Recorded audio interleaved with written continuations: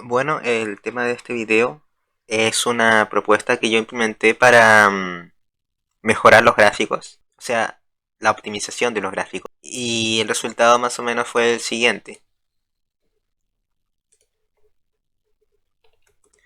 Podemos notar que, a diferencia de lo que llevamos hasta el momento, la fluidez del escenario es mucho más correcta, dado que no nos genera esa especie de titileo que se nos generaba originalmente.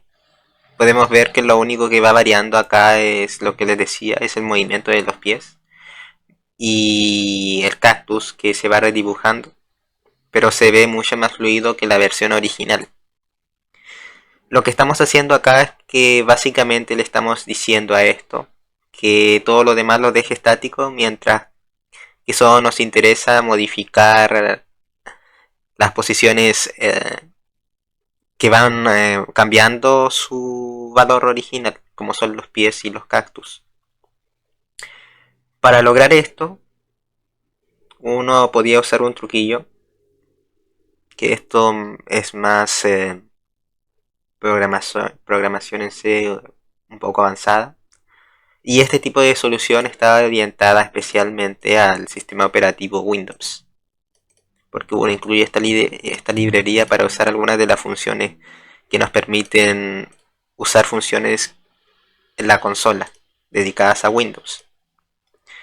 Lo que tuve que agregar fue básicamente una estructura que lo veremos pronto. Una estructura nos permite crear, por así decirlo, tipos de datos, pero no son tipos de datos, sino que son estructuras que guardan información que una vez que nosotros las guardamos, esa estructura las recuerda. Y también añadimos esta función que lo que hace es que nos posiciona el cursor en la posición, en la coordenada que nosotros le digamos. Y específicamente esto solo se puede utilizar si nosotros llamamos a la librería windows.h. Lo único que tuve que hacer, aparte de eso, fue editar las partes donde nosotros mandábamos a imprimir los dibujos que fueron en el movimiento de pies. Tuve que añadirle esta función que nos posiciona el cursor en la posición 0,0 del mapa. Y esto básicamente nos sirve para decirle al programa que lea desde esa posición, pero que después solamente modifiquemos las cosas que nos interesa modificar y lo demás lo dejemos estático. Pero para que esto funcionara apropiadamente tuve que comentar la línea que nos actualizaba el mapa, que nos borraba todo el mapa y con eso los volvíamos a redibujar. Y lo mismo en las otras partes. Comenté systemsls y acá coloqué set cursor position antes de imprimir o llamar a la función dinosaurio que nos generaba los gráficos. También tuve que hacer este proceso en el método dinosalta, dado que dinosaurio salta nos generaba los gráficos cuando el dinosaurio saltaba. Y habían dos propuestas posibles. Una era haciendo que mostráramos el título también. Por ejemplo, si yo comento esto, o sea, le quito el comentario de esto. Nosotros podríamos ver el siguiente resultado.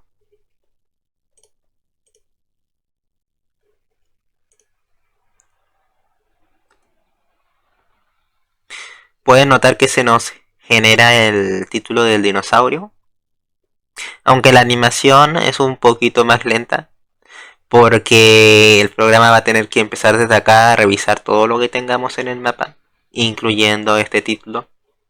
Y eso nos va a tardar un poco más de tiempo en realizarse, pero no significativo. Pueden ver que dentro de todo aún sigue fluido la animación, pero no se ve tan veloz como lo era en la versión que yo le coloqué sin el título. Ven que todo va funcionando correctamente y es bastante fluido.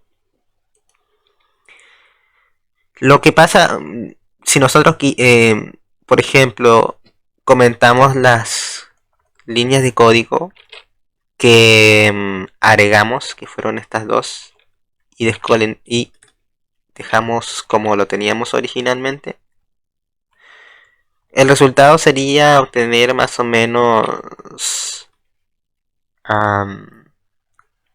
lo que teníamos con anterioridad.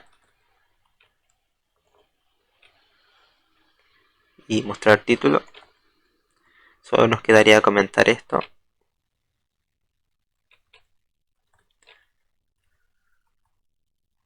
Y comentar esto y esto. Si nosotros ejecutamos esto, vamos a ver que nos va a devolver a la versión original de este dinosaurio. ¿Vieron? Se genera el titildeo. Y esto es porque al llamar a System SLS lo que estamos haciendo es redibujar todo el mapa y después volver a escribir las coordenadas, pintarlas de nuevo desde el inicio. Y es por eso que el proceso de pintar y mostrar en pantalla es un poco lento, es lo más lento que se genera en los programas. Hasta el propio Score se ve un titileo. Pero si lo dejamos como le agregamos los cambios que yo puse, que son bastante pocos,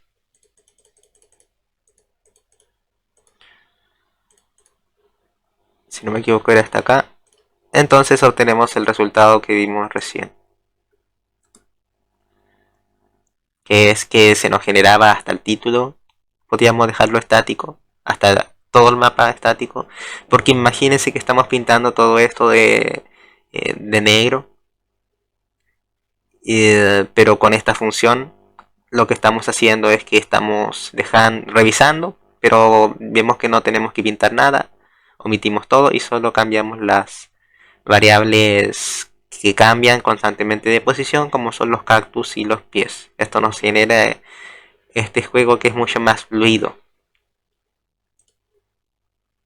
Otra cosa que modifiqué que les había dicho fue el tamaño del mapa, que si ustedes bien recuerdan era de tamaño 30 por 150 y ahora lo disminuí a 25 por 120, dado que estábamos ocupando menos espacio de lo que en realidad necesitábamos. Y esto optimiza el rendimiento del juego en un 33% más o menos, al tener que ocupar un 33% menos de pantalla para pintar los píxeles. Aunque también tuve que modificar un poco las posiciones en la misma proporción cada uno, que fue, si no me equivoco, acá originalmente era un 113, la modifica 110 y así sucesivamente. 3 posiciones cada uno. Las coordenadas de las filas las dejé igual, solo modifiqué las columnas.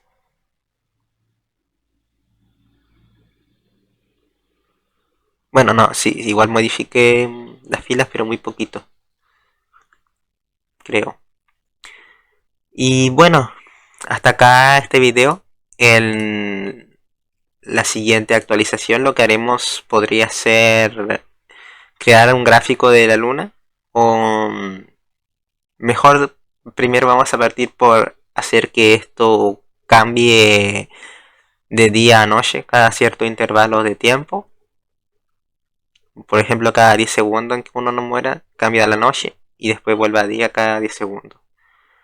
Y que cada vez que cambia la noche se nos dibuje una luna, que eso sería como lo último que vamos a agregar cuando tengamos esa función implementada de el día y la noche, que se nos muestre una luna, por ejemplo. Opcionalmente podríamos mejorar los gráficos y añadirle pasto por acá para que se vea como más realista, por así decirlo. Y como pueden ver, con este tipo de práctica ustedes pueden hacer sus propios experimentos y diseñar otro tipo de juegos, como pueden ser de eh, disparos, por ejemplo, de shooter.